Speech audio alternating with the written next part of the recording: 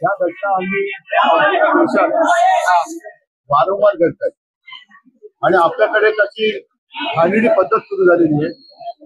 ठराविक राज्यातल्या ठराविक घटनांचं राजकारण केलं जातं. माझं मत असं आहे, आज संजय राऊत यांनी सामन्याच्या अग्रलेखात पण दिलेलं आहे. एका बाजूला आपण लाडकी बहीण म्हणत असताना, योजना आणत असताना, या बहिणींच्या छोट्या छोट्या मुली सुद्धा आपल्या राज्यात असुरक्षित आहेत, त्यांच्यावरती अत्याचार होत आहे. आणि आपण तरी एखादा विषय घेऊन हे एखाद्या राज्यात झालेली घटना नाही, देशात कुठेही अशी घटना घडता कामा नये.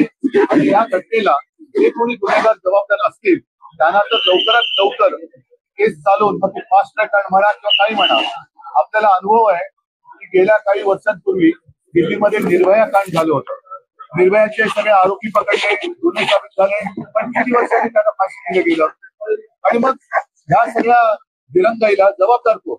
एवढे एखाद्या महिलेवरती अत्याचार करणारे गुन्हेगार हे त्या घटनेसाठी जबाबदार असतात. तसंच त्याचा न्याय निवाडा करून त्याच्यावरती शिक्षेची अंमलबजावणी करायला दिरंगाई करणारे सुद्धा जबाबदार धरले पाहिजेत.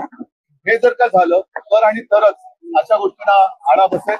फक्त मी एवढंच म्हणेन की अशा घटनेचं राजकारण न करता आता हातरस पुलाव, त्याच्यानंतर राजस्थानमध्ये काही घडलं, आता बदलापूरमध्ये घडलं, अगदी कुठेही काही घडलं तरी सुटका कामा नये.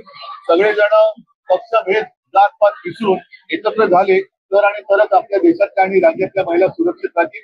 आणि तरच आपण म्हणू शकतो की माझ्या राज्यातली महिला माझी बहीण आहे, माझी लाडकी बहीण.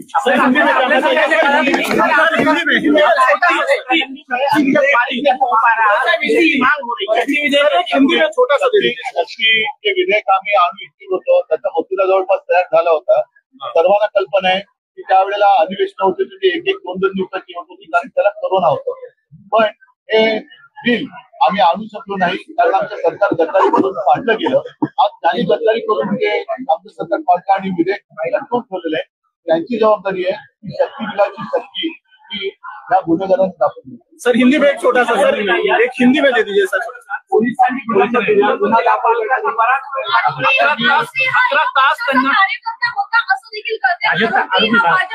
मला तर असं कळलं की ती शाळा सुद्धा पदाधिकारी संबंधित होती.